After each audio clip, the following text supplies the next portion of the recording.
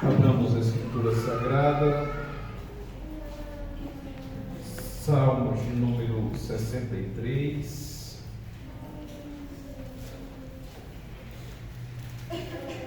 Salmos de número 63, abramos a palavra do Senhor.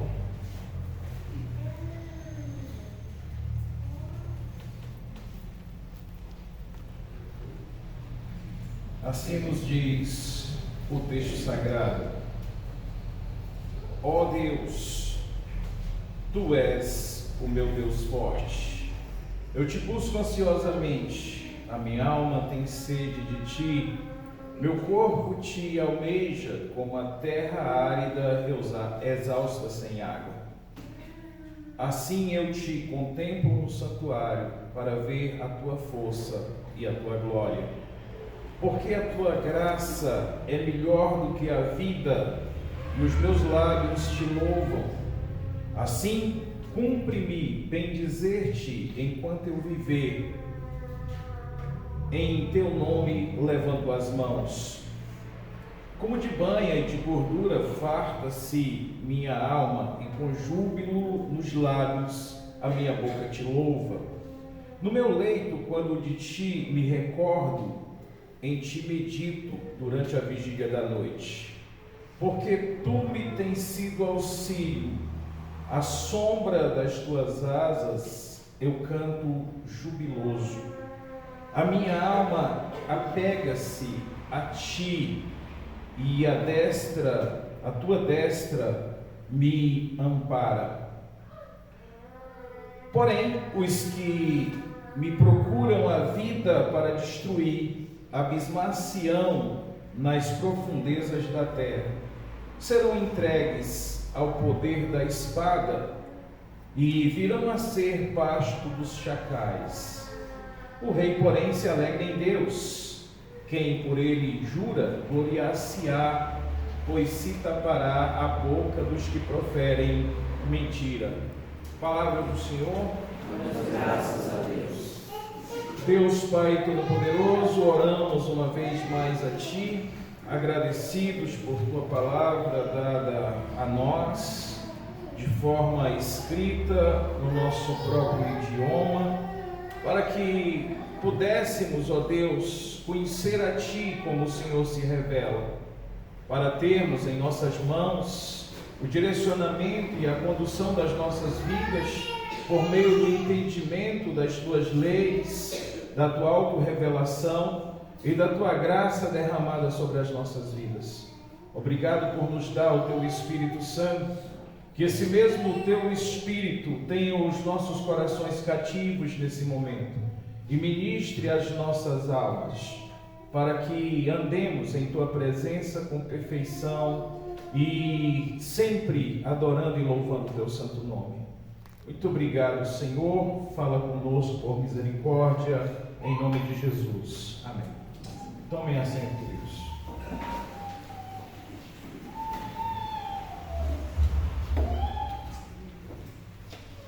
Como é da prática litúrgica e vivencial desta igreja, todos os anos nós pensamos coisas específicas e direcionamentos da parte de Deus que nos guiará em todas as nossas ações no decurso de todo o ano vindouro. Desde o finalzinho do ano passado, então, eu tenho lhes chamado a atenção para a vida vivida segundo a vontade de Deus. E tenho lhes esclarecido à luz da Bíblia já há muito tempo, com ênfase agora nesse fim de ano, que toda a nossa vida deve ser uma expressão pública que revele o Senhor em todos os nossos atos, em todas as nossas ações, em todos os nossos relacionamentos. Eu tenho lhes mostrado que não existem dois caminhos, existe um único caminho que nós tomamos a decisão de ou andar em direção a Deus por meio de Jesus, ou andar para longe de Deus, segundo o nosso próprio coração. Não há atalhos, não há caminhos paralelos, não há como fugir de Deus, só há um caminho, e esse caminho nos leva diretamente para o julgamento de Deus, Ali nós seremos julgados se andamos em direção ao Senhor, ou seja, se recebemos a Jesus Cristo, então fomos trazidos de volta para o caminho certo, para a direção certa do caminho, ou se preferimos o caminho dos homens, o caminho do nosso egoísmo, da nossa pseudo-autonomia, e andamos para distante do Senhor, mas não há como fugir. Algum momento, em algum dia, e para toda a eternidade, o Senhor nos chamará à prestação de conta. Então a nossa história será julgada. Aqueles que estavam em Cristo Jesus foram equipados para seguirem o caminho de volta em direção ao Senhor. Aqueles que se rebelaram e desobedeceram, também esse caminho será julgado, o caminho dos homens para longe de Deus. Não há como fugir disso. Tendo esclarecido isso, nós temos pensado então e chegado à conclusão de que todos os nossos relacionamentos com pessoas e com coisas devem ser pensados e vividos a partir de um relacionamento com Deus. Nós não temos opção. Se estamos em Deus por meio de Jesus Cristo, então o Senhor é capital. O Senhor é a sede de tudo, e toda vida que formos fazer uma escolha, tomarmos uma decisão, construir um relacionamento, seja com pessoas ou com coisas, quem deve dar o tom dessa escolha, dessa decisão, desse relacionamento, tem que ser o Senhor. Em outras palavras, eu tenho um relacionamento com Deus, e a partir desse relacionamento com Deus, eu construo outros relacionamentos. Isso quer dizer que o Senhor terá sempre a primazia. Eu nunca, jamais vou tomar qualquer decisão, fazer qualquer escolha, elaborar qualquer projeto, fazer qualquer plano, sem que eu tenha convicção de que essa é a vontade de Deus e que assim o farei, para que Deus seja visto na minha ação, ao executar a ação, a decisão, o relacionamento, enfim. Tudo deve ser pensado a partir de Deus, porque não tem uma só coisa da nossa vida, um só momento da nossa vida, um só pensamento, qualquer que seja a nossa ação interna ou externa, não tem nenhum destes que Deus não se importe. Tudo que pensamos, falamos, fazemos, Deus se importa. Logo, eu devo pensar a minha vida a partir de Deus. Qualquer coisa que eu faça fora disso significa, eu estou indo para o lado contrário do caminho, eu estou caminhando para distante do Senhor, para viver o meu egoísmo, para viver as minhas vontades, para desfrutar dos meus prazeres, e o Senhor não se meta. Agora, quando o nosso pensamento é contrário a isso, e deve ser, porque fomos salvos por Jesus, aí Ele se importa com tudo que fazemos. Porque tudo que fazemos, eu repito, precisa revelar o Deus Todo-Poderoso para aqueles que nos assistem. Nossos relacionamentos devem então começar em Deus, depois passar pelas pessoas, o próximo que carrega a imagem de Deus. Logo eu penso a minha vida para a glória de Deus, e essa glória de Deus se manifesta quando eu vivo uma vida para abençoar o próximo.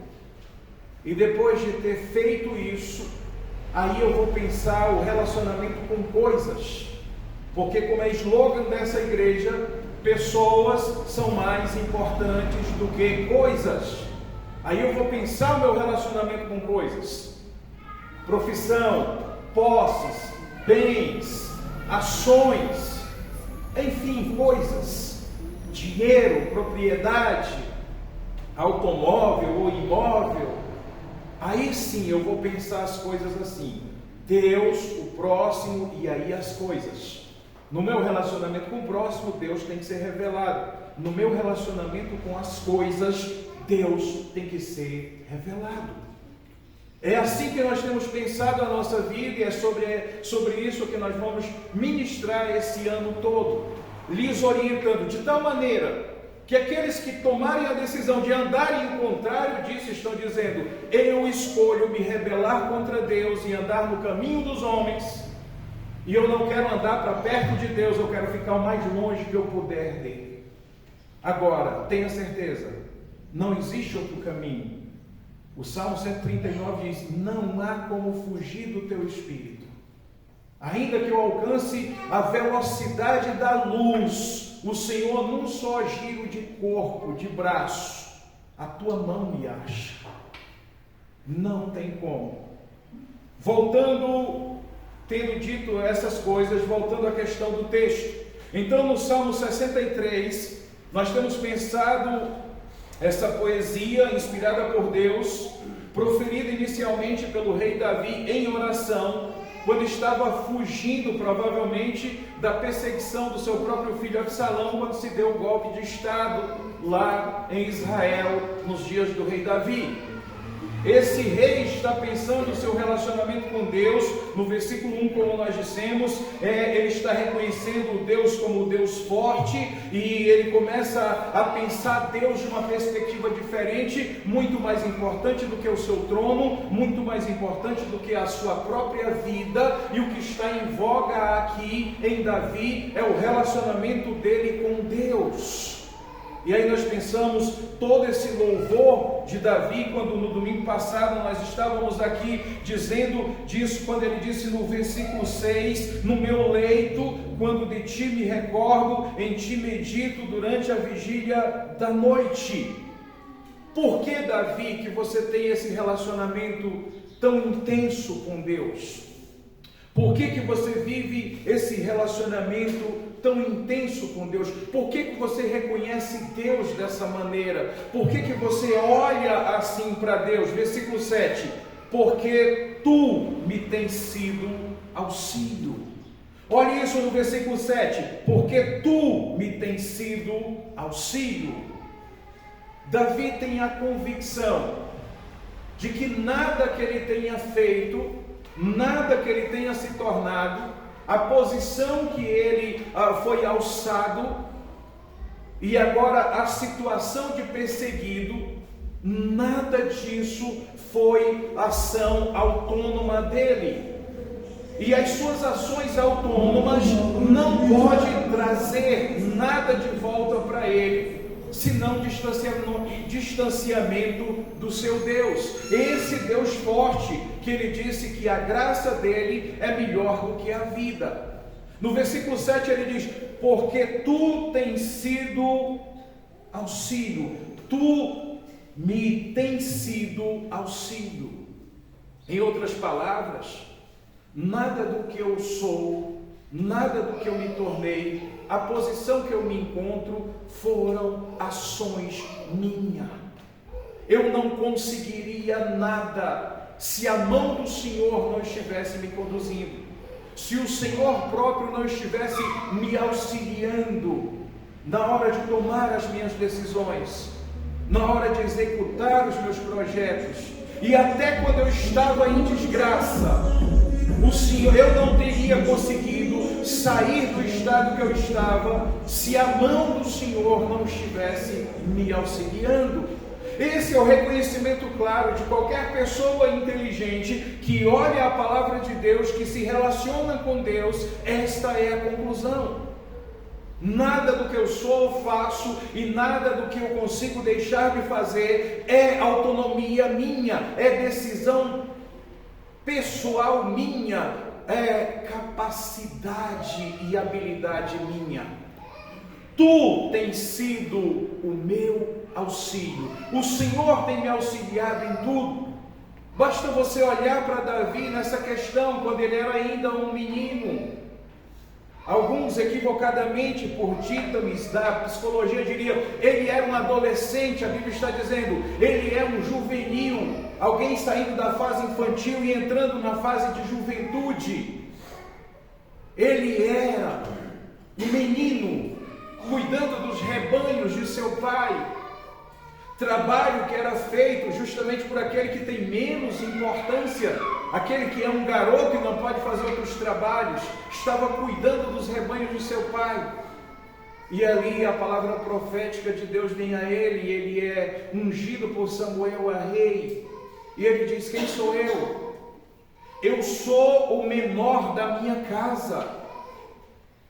Olhe para os meus irmãos, o próprio Samuel se encantou com a beleza, a forma física, a força dos irmãos de Davi, na hora de exercer a palavra de Deus e ungir para o Senhor um rei para Israel. E o Senhor disse, não é esse, não é esse, não é esse. Samuel, eu não olho, não vejo como você, eu olho para o coração. Vai lá, não é esse, não é nenhum desses. Mas os filhos de Jessé, os fortes, os guerreiros, se apresentaram sob a convocação de Samuel.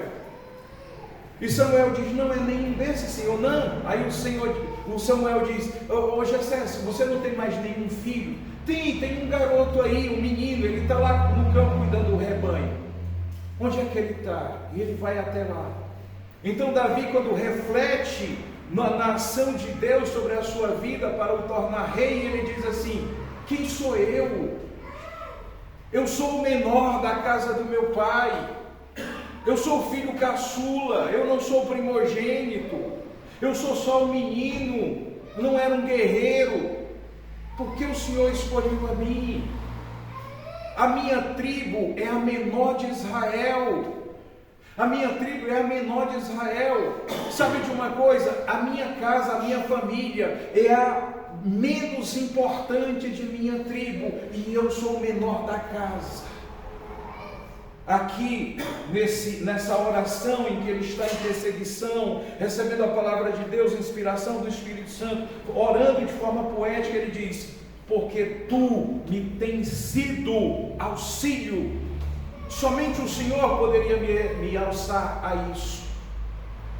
Quando Davi é entronizado rei, ele volta com júbilo para governar Israel, e ele tem a sua meditação de novo, e o povo está cantando nas ruas, dizendo, Saul matou os seus milhares, Davi matou os seus 10 milhares, e ele reconhece que só o Senhor esteve com ele em todos esses tempos, desde quando ele tinha aproximadamente 14 a 16 anos, começando ali, derrotando o mais forte dos guerreiros que se tinha conhecimento na terra, especialmente na nação dos filisteus, que era a nação mais poderosa de então, ali ao redor de Israel. Quando ele era um garoto, ele disse, você vem contra mim com espada, com escudo, com lança, eu vou contra ti em nome do Senhor dos Exércitos.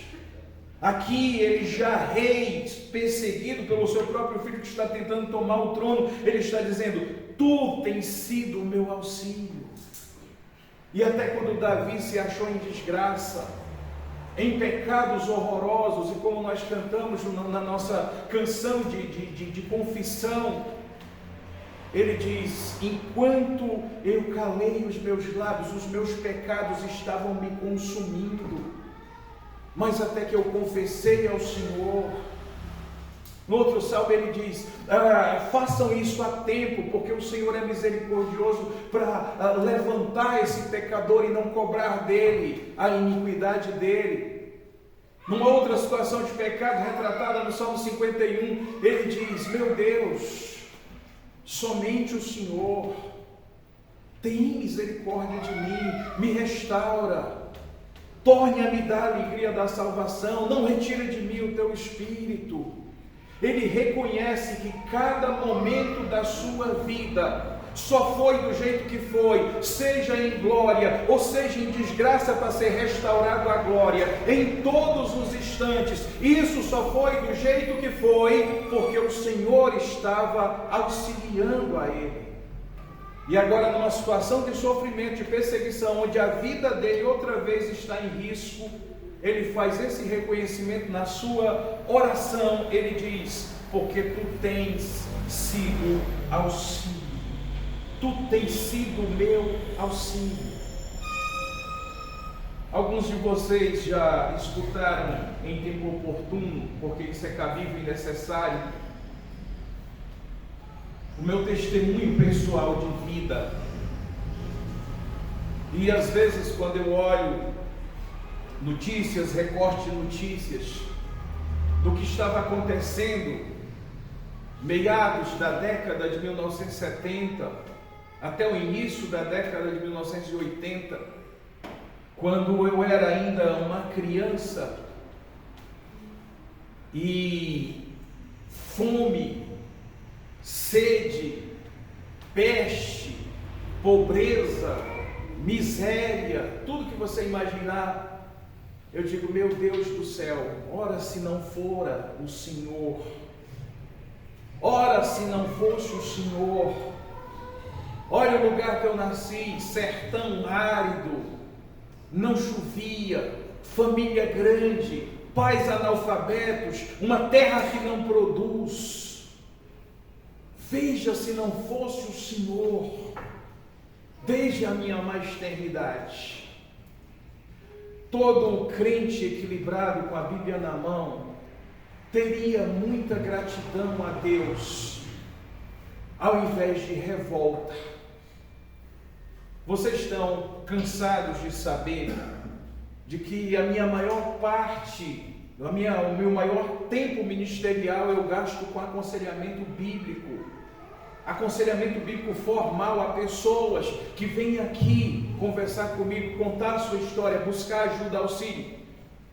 E às vezes eu sofro tanto quando eu vejo pessoas que têm um histórico de sofrimento e não conseguem ver o Senhor na sua história. Tudo que elas conseguem ter é revolta, porque tive o pai que tive, porque não tive o pai que queria, porque tenho a mãe que tenho, porque não tive a mãe que gostaria. Pessoas revoltadas. Porque me fizeram mal assim, assim, assim. Elas não conseguem olhar verdadeiramente com o pai que tive ou não tive. Não era para eu existir mais. Somente Deus foi quem operou na minha vida e me guardou de destruição. Com a mãe que tive ou não tive, não era para eu ser a pessoa que eu sou. Não era para eu estar aqui. Só pode ter sido a mão do Senhor que me auxiliou, que me sustentou.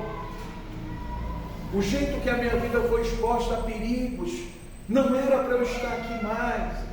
Mas não, elas preferem ficar revoltadas com o que não tiveram. E não conseguem perceber a grandeza da revelação de Deus agindo favoravelmente às suas vidas, mesmo em meio a sofrimentos, mesmo em meio a humilhações, mesmo em meio a subtrações relacionais ou coisa do tipo. Deus sempre esteve em auxílio. E é interessante porque essas pessoas deram uma boa olhada na cruz do Calvário e viram o Cristo ensanguentado, derramando o seu sangue a favor da sua própria vida. O próprio Espírito trabalhou no coração delas para crerem nisso, e agora que elas estão em Cristo, elas não conseguem louvar a Deus em meio aos seus sofrimentos, em meio às suas lutas, e reconhecer que só estão até ali onde estão, porque o tempo todo na sua história, Deus esteve em seu auxílio. Mas eles preferem ter a ideia do Deus gênio da lâmpada. Eu esfrego e faço os meus desejos, e ai dele se não conceder as minhas ganâncias, as minhas cobiças, as minhas vaidades, os meus sonhozinhos pessoais, onde eu sou glorificado. Ai dele se não me conceder. Eu saio da presença dele, eu vou embora da igreja, eu vou construir relacionamentos pecaminosos no mundo. Eu prefiro isso do que reconhecer que ele sempre esteve na minha história, e nesse momento de sofrimento é ele que está aqui me auxiliando, e mesmo com dor, gemido, sofrimento, necessidades, privações, ainda há em mim forças para estar em sua casa, para estar o adorando. pessoas que no seu estado de desgraça, ou seja, uma vida de pecados escravizadores, não conseguem olhar para o Deus que foi crucificado por eles, que ressuscitou e diz: eu estou aqui para lhe lavar plenamente, para lhe tirar da escravidão, eu sou o seu auxílio. Com a sua força você não consegue, com a tua moral, com a tua ética, com a tua decência, com os teus valores e princípios, você não consegue se libertar de pecados. Você precisa confiar em mim, que sou o seu auxílio.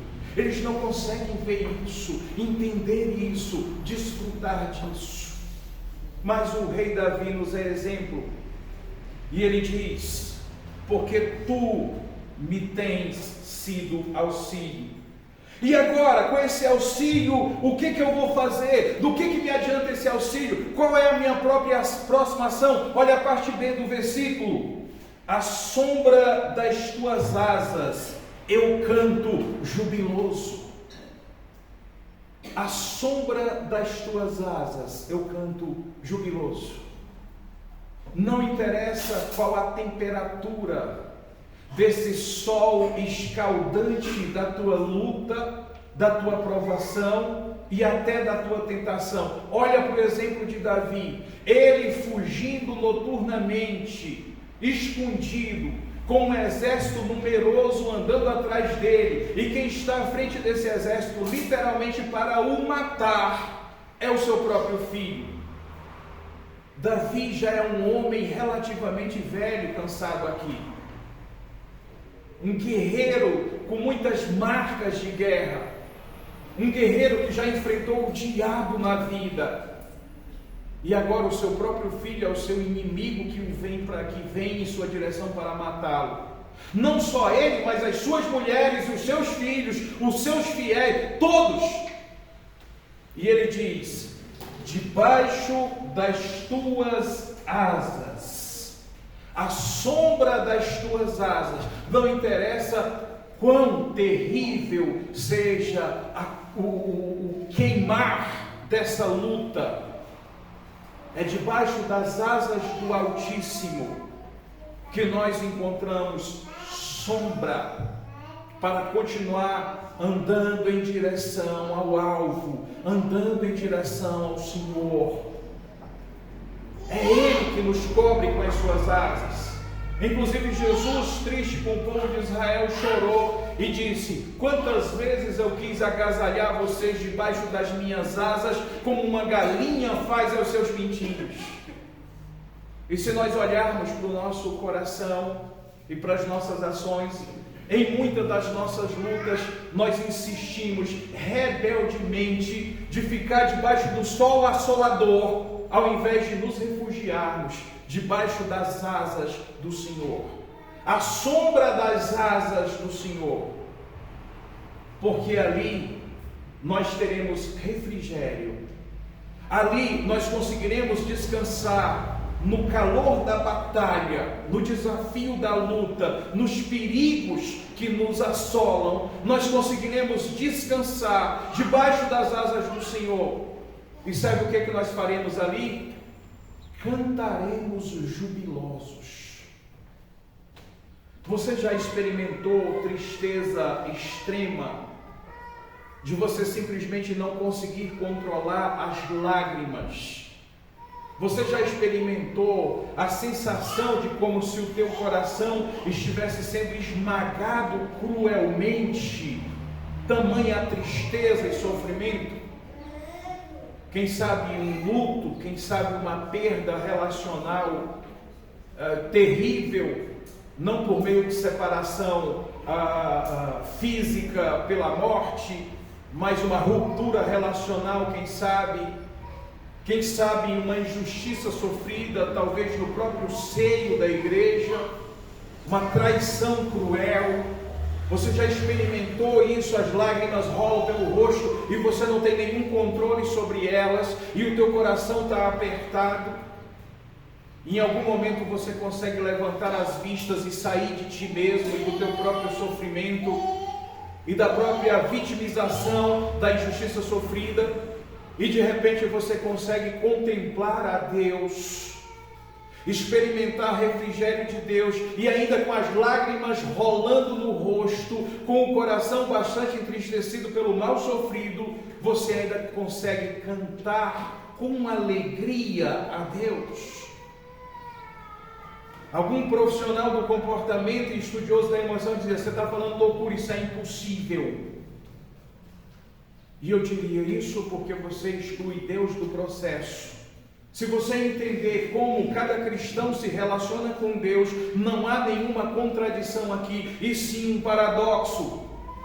Eu estou extremamente triste pelas coisas que estão acontecendo comigo e pelo que eu estou sofrendo agora, mas eu consigo erguer os meus olhos, olhar o Cristo crucificado, me lavando com o seu sangue, me enchendo do Espírito, e a tristeza está aqui, porque o impacto que eu estou experimentando é muito grande, mas eu sei que eu sou filho de Deus, que as asas do Altíssimo estão fazendo sombra para mim, e por isso eu posso cantar a Ele de forma jubiloso, porque Ele está na minha vida, eu sei que Ele é, e eu sei que o seu auxílio é presente para mim nesse momento de sofrimento e tristeza. É um paradoxo. Aí a Bíblia vai olhar isso e vai dizer assim: na presença de Deus até a tristeza salta de alegria. É quando você extrai o louvor, não simplesmente lembrando de uma melodia e de uma bela composição de um hino. É quando esse louvor brota do teu coração e de fato você adora a Deus. E esse cântico não pode ser diferente senão jubiloso. Às vezes não é um cântico, mas uma oração. Às vezes não é um cântico nem uma oração, mas expressões de ação de graças. Quer ver um exemplo disso? Pedro e os seus companheiros foram presos por um milagre que eles tinham exercido segundo o poder de Deus lá em Atos. E calem a boca, vocês não podem falar dessas coisas aí sobre o crucificado. Eles foram presos, eram para ser mortos, mas decidiram lhes absolver, em vez de matá-los, dar-lhes uma boa surra e lhes advertir, dizendo: não fale mais disso. Pedro e os seus companheiros disseram: olha só, vocês estão nos dando ordens, vocês são homens poderosos, mas nos importa obedecer mais a Deus do que aos homens. Então eles disseram: vamos dar um exemplo, não vamos matar não, mas vamos dar uma surra neles. E ali a sentença era 40 açoites menos 1, 39 lapadas de vara nos lombos, de forma humilhante, de forma pública. Os lombos literalmente ficavam dilacerados pelos açoites. Ficava em carne viva, havia hematomas. Esses homens estavam humilhados publicamente com uma surra de vara. Esses homens estavam sentindo muita dor. Eles estavam sob ameaça de morte se abrissem a boca para falar de Jesus outra vez. E eles estavam jubilosos. A Bíblia diz que eles estavam jubilosos. E alguém chega e diz: que é isso, rapaz? Vocês escaparam fedendo, acabaram de levar uma surra de vara. O corpo de vocês, os lombos de vocês está em carne viva. Qual é o motivo dessa alegria de vocês? E eles disseram: porque foi em nós, achada em nós, dignidade de apanhar por amor a Jesus Cristo, por amor ao Evangelho. Ou seja, não importa a humilhação que eu sofri, não importa a dor que eu estou sentindo, não importa se o meu corpo está em frangalhos, eu posso cantar jubiloso, eu posso ter ação de graça de forma jubilosa, porque o Senhor é meu auxílio. E debaixo das suas asas, da sombra das suas asas, eu posso cantar jubiloso. Olhe para esse exemplo do salmista rei: porque tu me tens sido auxílio, à sombra das tuas asas eu canto jubiloso. Versículo 8, acompanha comigo: a minha alma apega-se a ti, a tua destra me ampara. Essa coisa de a minha alma apega, se a ti. É esse o ponto. Eu não poderei pensar minha vida a partir de Deus se eu não estiver nele. Agora, estar nele não é a mesma coisa de estar com ele, de que falam as pessoas na igreja. Eu estou com o Senhor está comigo. Tomara que essa expressão seja verdadeira e tenha em seu bojo esse significado. Eu estou nele e ele está em mim. Isso se tornará realidade para nós daqui a pouco, quando nós formos comungar do seu corpo e do seu sangue. Isso significa, eu estou em Jesus e ele está em mim. E isto se manifesta justamente nessa mesa, na mesa da Eucaristia, na mesa da ceia do Senhor. É aqui que se manifesta a verdade pactual, vivencial dos crentes. Eu não tenho Deus como alguém que me vigia, sentado num alto e sublime trono, lá no céu, e eu vivendo as minhas desgraças e as minhas dificuldades aqui na terra. E quando eu não tiver mais força, eu digo, ei Deus, venha em meu socorro. Aí ele vai pensar, deixa eu ver o quanto ele clama, deixa eu ver. Aí passa 1 ano, 2 anos, 10 anos, ele não aguenta mais, agora eu vou lá. Meu Deus do céu, que tipo de relacionamento é esse com o Senhor? O fato de o Senhor não responder uma oração de 1 ano ou de 10, não significa que Ele não está em mim, ou que eu não estou nele. Porque muitas das vezes esses nossos clamores para que Deus nos tire coisa e nos traga coisa, o Senhor diz, não vou tirar, e não vou te trazer, mas fica tranquilo. Cada sofrimento existencial teu, eu escolho passar contigo, eu estarei contigo nisso, eu estarei em ti e você em mim, e pelo fato de você estar em mim, e mesmo passando isso que você está pedindo que eu tirar, que eu não vou tirar, as pessoas vão me ver em você, porque eu estou em ti e você está em mim. Não vou lhe dar o que você está me pedindo, mas olha só, eu vou suprir a necessidade, a tua necessidade, de tal maneira que esta coisa que você não tem, não te fará falta alguma em toda a tua existência. Sejam relacionamentos ou sejam coisas materiais, eu te completo, eu sou suficiente para você, porque você está em mim, eu estou em ti, e por isso você está em mim, e mesmo você não tendo a tal coisa que você peça, eu serei tão suficiente em você que eu serei visto em você. Eu te completarei plenamente e você não sentirá falta de nada. É o que diz o Salmo 37, especificamente no versículo 4. Seja o Senhor a tua delícia e o teu coração não sentirá falta de nada. Aqui eu já estou fazendo a melhor tradução, que vai que você não saiba ler. Vai que você seja um analfabeto funcional e você vai olhar para o Salmo 37, versículo 4, ele está dizendo, agrada-te do Senhor e Ele satisfará os desejos do teu coração. E você vai dizer, eu só tenho que viver uma vida agradando a Deus para Ele me dar tudo que eu peço. E o versículo não está dizendo isso. Ele está dizendo, se o Senhor for agradável a ti, se Ele for a tua delícia, o teu coração não sentirá mais falta de nada.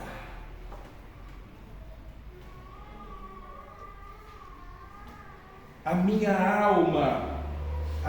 alma apega-se a ti. Houve uma comunhão, uma integração. Eu não estou falando de um Deus que me assiste de longe. Eu estou falando de um Deus que habita em mim, se manifesta através de mim. Eu não estou falando de um Deus que vai fazer uma seleção do seu grito mais alto, porque todo mundo vai poder me escutar. Eu estou falando de um Deus que está em mim. De um Deus que me trabalhou o coração de tal maneira e me deu Jesus Cristo crucificado, para que eu pudesse ter um relacionamento tão íntimo com Ele, de tal maneira que Ele possa morar em mim.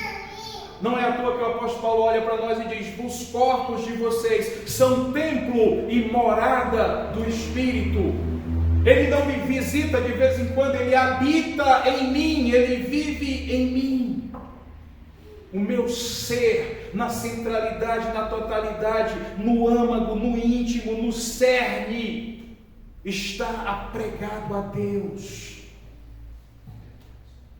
É isso aqui. A minha alma se apega a Ti, e é a Tua mão direita quem me conduz, quem me guia a vida, quem me protege, quem me guarda, e o Senhor estará comigo nessa vida, e na hora da minha morte o Senhor não me abandonará, o Senhor está comigo, e quando eu parar de respirar, eu estarei contigo de forma perfeita eternamente. É isso aqui, a minha alma está apegada a Ti. Quando nós entenderemos isso? Esse é o relacionamento que Deus quer ter conosco. Nós não podemos pensar os nossos relacionamentos diferente disso, mesmo com pessoas e ainda mais com coisas. Deus tem que ser a sede disso tudo, o que dá o comando para isso tudo. Em outras palavras, eu tenho que pensar e repensar a minha vida, cada detalhe dela, cada plano, cada objetivo, cada projeto. Eu tenho que passar isso no crivo de Deus e pensar como e até que ponto isso aqui, a minha decisão, a minha escolha revela a Deus. Como isso aqui revela a Deus. A minha alma está apegada a Ti, e o Senhor é que tem que aparecer nas minhas ações e nas minhas decisões.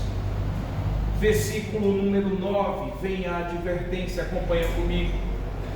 Porém, os que procuram a vida para a destruir, abismar-se-ão nas profundezas da terra. Promessa clara do Senhor que os nossos inimigos serão julgados e destruídos. Eles podem até oportunamente nos causar algum mal nesta vida, mas o destino eterno deles é de destruição.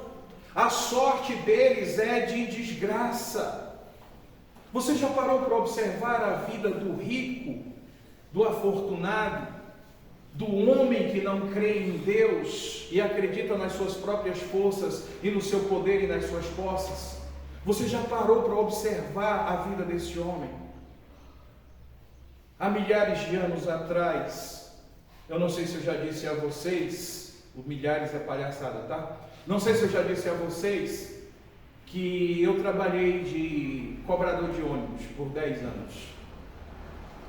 E o meu ex-patrão é um dos homens mais ricos desse país. Ele atua em todas as áreas do transporte, inclusive no transporte aéreo. E eu vi com os meus olhos esse homem bilionário, que não sabe aonde guardar dinheiro ou contar a quantidade de dinheiro que tem. Um homem relativamente poderoso. Chegar às 3, 4 horas da manhã, numa garagem de ônibus, num lugar perigoso, desesperado, com um balde cheio d'água, um vassourão e produto, e começar a lavar a roda de ônibus, e clamar como alguém que está à beira da morte, dizendo: me ajudem, estão destruindo o que é meu, o ferrugem está corroendo as rodas dos meus ônibus.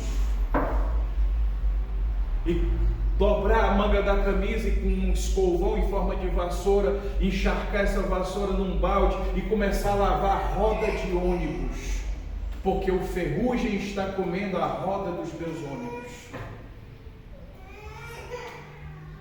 A vida do homem mau sem Deus não tem alegria, não interessa o quanto ele ajunte e o poder que ele tenha, não interessa, não tem paz. E sabe qual é a esperança futura desses homens que não se arrependem e não temem a Deus? Condenação eterna. Davi disse, dá uma advertência no versículo 9: porém os que procuram a vida para destruir, abismar-se-ão nas profundezas da terra, serão entregues ao poder da espada e virão a ser pasto dos chacais.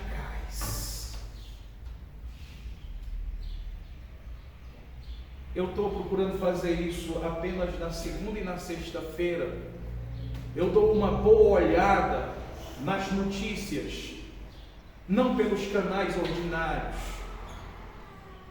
que atualmente se chama de grande mídia, veículos comprados, veículos assalariados para transformar a mentira em verdade, a verdade em mentira, instrumentos de Satanás para tornar vivo e cada vez mais poderoso nessa nação o espírito do anticristo, que se aproxima os tempos de seu governo parcial e rápido e limitado. Não, eu procuro veículos autônomos, onde ainda há idoneidade na hora de mostrar a notícia. E eu faço isso num período rápido. Eu olho as notícias no mundo todo, na segunda-feira e às vezes na sexta, quando eu tenho tempo, porque é extremamente revoltante você ouvir e ver coisas ali. E, sobretudo, isso pode causar desespero no coração das pessoas do estado que está o mundo que nós vivemos, especialmente a nossa nação. Isso pode despertar nas pessoas esperança em homens ao invés de em Deus, e é o que tem acontecido com a própria igreja. Isso pode gerar pecados, revoltas no nosso coração. E eu olho e é realmente desesperador, desesperador. Desde o ano passado eu tenho orientado essa igreja e dito, se preparem. Tem 15 anos que eu estou dizendo isso. O Brasil está debaixo da ira de Deus. Deus está com raiva desse país. Agora, o catalisador da misericórdia ou do ódio de Deus sobre uma nação se dá justamente pelo tipo de comportamento que o povo de Deus que está nessa nação tem com o Senhor. E Deus está irado com a sua igreja nesse país. Deus está irado com o seu povo nesse país. E eu tenho dito a essa igreja: põe a tua boca no pó, talvez ainda haja esperança. Se arrependa dos seus pecados, seja o remanescente do Senhor dentro de uma igreja que está debaixo do peso da mão da ira de Deus. Seja o remanescente. E Deus está irado com essa nação. E Deus entregou esse país na mão dos inimigos do Senhor e dos inimigos do povo de Deus. Ponto. E foi dado a esses homens poder para se impor, para zombar de Deus, para trazer mal sobre a vida daqueles que carregam a imagem de Deus, sobretudo sobre a vida do povo de Deus. E eu tenho dito a essa igreja: aperta o cinto, coloca as barbas de molho, comece a abrir mão de coisas. Largue o supérfluo. Comece a aprender a viver com o que é essencial. Porque esse país está desgraçado financeiramente. Estão destruindo esse país. Ele já está destruído. A notícia é que não chegou para alguns ainda. Estejam preparados. Agora, quando você olhar isso, não manifeste o seu ódio ou seus pecados contra a vida desses desgraçados, serviçais de Satanás, homens condenados ao inferno eternamente, porque esses homens malignos, eles estão separados para a espada, eles estão separados para virar adubo na terra, e para viver a eternidade em condenação. E esse é o juízo severo de Deus sobre a vida desses homens, usurpadores do poder de Deus para governar e revelar Deus com justiça ao mundo, fazendo tudo isso em benefício próprio e para a glória de Satanás. Esses são destinados à espada, a adubo da terra, a ter a sua carne comida pelos chacais. Esse é o julgamento de Deus sobre a vida deles. Não se preocupe, Quando é que é isso? Amanhã ou depois? Deixa eu dizer uma outra coisa sobre o juízo de Deus para vocês. Deus dará a esses homens todos vida longa. Vida longa. Porque Ele está irado com esse país. Ele está irado com a sua igreja nesse país. Mas olha só, a tua alma está apegada a Deus. Você é remanescente do Senhor. Olhe para os inimigos de Deus segundo a sentença de Deus, não segundo a justiça do teu coração. Não tenha esperança em homem nenhum. Mantenha viva a sua esperança em Deus, como nós vimos no sermão passado ou em sermões passados. Tenha a sua esperança em Deus, porque o destino dos nossos inimigos, dos inimigos do povo de Deus é esse. Porém, os que me procuram a vida para destruir, abismar-se-ão nas profundezas da terra, serão entregues ao poder da espada e virão a ser pasto dos chacais. Esse é o julgamento de Deus sobre a vida dos inimigos do Davi de Deus e, portanto, do povo de Deus. E aí no versículo 11 ele diz: o rei, porém, se alegra em Deus. Olha comigo, versículo 11: o rei, porém, se alegra em Deus. Davi se alegra em Deus. O que tem pacto com Deus se alegra em Deus. E o que vai acontecer? O meu voto, o meu compromisso é no Senhor, é pelo Senhor e é em nome do Senhor. Olha a parte B do versículo: quem por ele jura, gloriar-se-á. Quem por ele jura, gloriar-se-á. Quem tem voto, quem tem compromisso com Deus, gloriar-se-á. E esse inimigo, olha de novo: pois se tapará a boca dos que proferem mentira. Se tapará a boca dos que proferem mentira. Você pode estar ainda incrédulo sobre o que eu estou dizendo, de Deus está irado com essa nação e Deus está irado com o seu povo nessa nação. Deixa eu te dar alguns sinais bíblicos que apontam para a ira de Deus sobre um povo, sobre o seu povo. Quando há proliferação de falsos profetas, quando você vir proliferação de falsos profetas, saiba que Deus está irado com o seu povo. Falso profeta sempre terá, um aqui e outro ali. Mas quando você vir isso proliferar, saiba de uma coisa: Deus está irado com o seu povo. Deus está lhes enviando a operação do erro. É um juízo de Deus. Agora você não precisa acreditar em mim. Basta 3 cliques no YouTube e você vai dizer: meu Deus do céu, esse povo não é crente. Meu Deus do céu, que absurdo que saiu da boca desse pregador. Senhor, cadê a Bíblia nesse discurso? Você vai ver isso. Sabe qual é o segundo sinal da ira de Deus sobre o seu povo? Quando Deus não muda a disposição do coração desse povo para não crer em falsos profetas. Olhe, não tem um falso profeta nessa nação que não tenha milhares de seguidores em todas as suas reuniões e nas suas redes sociais, milhões de seguidores. E ai de você se colocar um versículo bíblico lá repreendendo o comportamento do falso profeta. Rapidinho você vai ficar famoso na internet, porque você terá milhões visitando a tua rede social e acabando contigo, porque você ousou dizer que aquilo não era a palavra de Deus. Deus não mudando a disposição do povo para não crer no falso profeta, muito pelo contrário, esses falsos profetas todos os dias tendo mais e mais seguidores, fisicamente onde quer que eles estejam e virtualmente em suas redes sociais.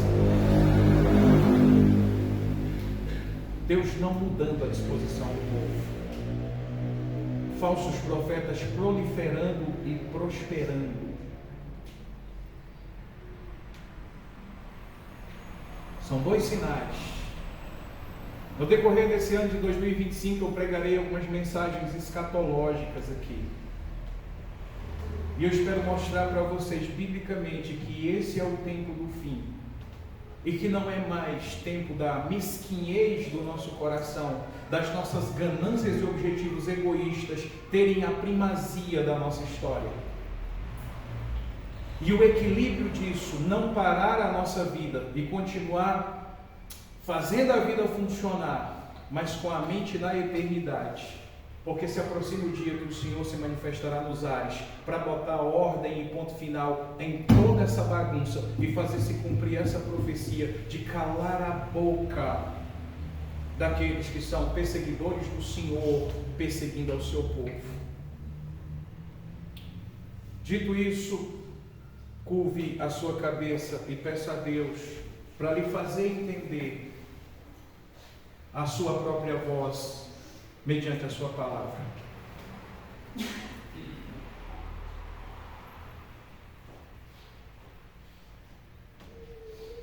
Deus e Pai Todo-Poderoso, em nome de Jesus Cristo, eu te agradeço, ó Pai, porque, apesar dos pesares, mesmo irado, o Senhor se lembra da tua misericórdia, e o Senhor tem protegido à sombra das tuas asas aqueles que são teu remanescente.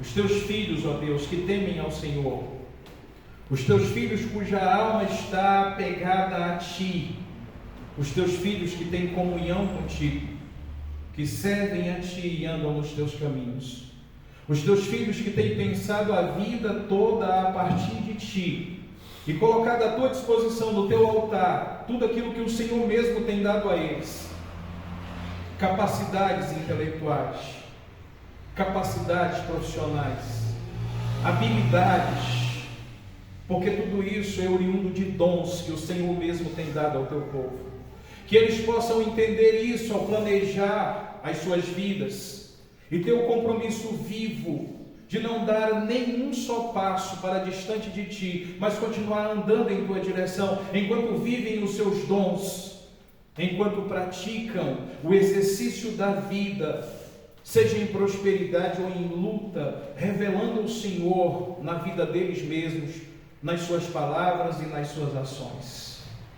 Faz o Teu povo compreender isso, e faz com que eles andem nesse ano, nessa direção, enquanto esperam ansiosos por Ti mesmo, a Tua vinda. Que a Tua graça superabunde em nossos corações e que a Tua misericórdia continue pesando e pautando a Tua ira derramada sobre essa nação e sobre o Teu povo. E que muitos, ó Deus, se arrependam, inclusive desses que agora compõem a equipe e o time de Satanás para a promoção do anticristo no mundo. Que aqueles que o Senhor decidiu amar sejam resgatados de lá. E o que o Teu juízo não tarde sobre a vida desses homens cruéis, os quais o Senhor mesmo os rejeitou. Tem misericórdia do Teu povo, ó Deus, em nome de Jesus. Amém. Muito bem.